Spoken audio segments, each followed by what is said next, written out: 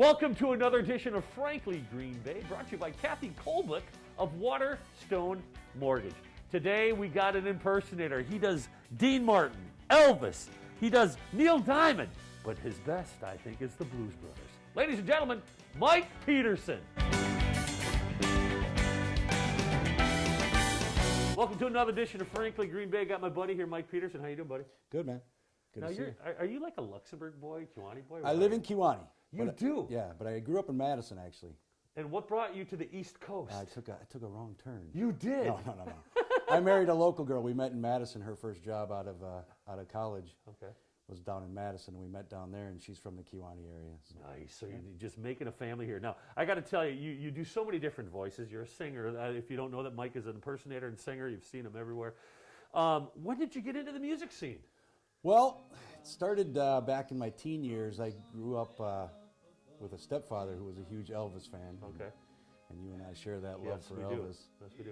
And so it was ingrained in me at a young age, and then I started singing in the car, just kind of, mimicking the voice.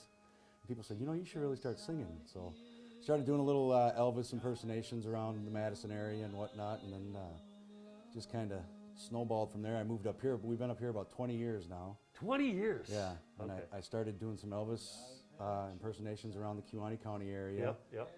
And then I started getting into the senior homes, the nursing homes and senior facilities and whatnot, and doing a lot of Elvis. And then it just kind of snowballed from there, doing other voices and whatnot.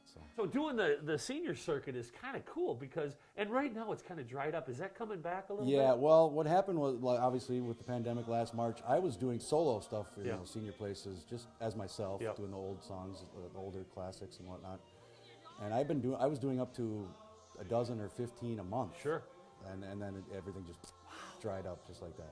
Isn't it crazy? It was crazy. So is it good but to be back? But it is coming back a little bit. In answer to your question, like in the summer, I got to do some outside stuff. Okay. And now there is some place in my area that called, and I have to get a rapid test before I come in and whatnot. But it's starting to slowly come back, I think. So. Now, when did the repertoire add the Neil Diamond and the Dean Martin, and we'll talk about the Blues Brothers later and your partner, but when did those artists start coming into your forte? Well, about 15 years ago or so, I was hired to do an old car show, classic car show. Sure. And they wanted Elvis, but they wanted another act. And at that time, I didn't have a lot of friends in the business, and I didn't know a lot of tribute guys, so I just started to do my own. I started to listen to some Neil Diamond, and I love listening to Neil Diamond anyway, so listen to some Neil Diamond, some Buddy Holly, that kind of stuff. Sure.